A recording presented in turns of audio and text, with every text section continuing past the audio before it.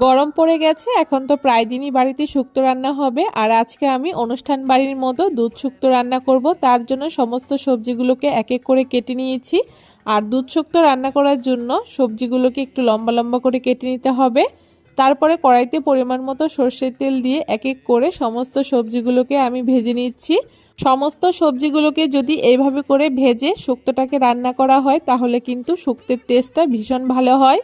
তার সাথে এখানে আমি ডালের বড়িও ভেজে নিয়েছি আর সবার শেষে বেগুনটাকে ভেজে নিয়েছি। সব সবজি ভেজে নেওয়ার পরে ওই তেলের মধ্যে দুটো তেজপাতা, পাঁচফোড়ন আর রাঁধুনি ফোড়ন দিয়ে খুব ভালো করে মশলাটাকে ভেজে নিয়ে এখানে সর্ষে, পোস্ত আর আদার একটা পেস্ট তৈরি করে নিয়েছি। পেস্টটাকে মশলার মধ্যে দিয়ে খুব ভালো করে একটুখানি কষিয়ে নিয়েছি।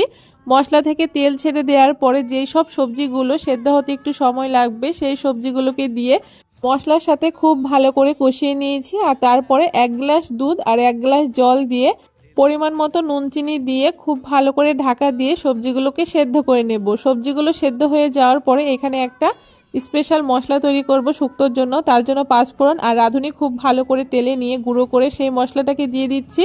তারপর এখানে উচ্ছে, বেগুন আর ডালের বড়িগুলোকে দিয়ে খুব ভালো করে আবারও কিছুক্ষণ জাল করে নেব। যখন সমস্ত সবজি খুব ভালো করে সেদ্ধ হয়ে যাবে তখন আবারও উপর থেকে কিছুটা গুঁড়ো মশলা আর ঘি দিয়ে একটুখানি মিশিয়ে নামিয়ে নিলেই তৈরি হয়ে যাবে আমাদের অনুষ্ঠান বাড়ির মতো দুধ শুক্তো।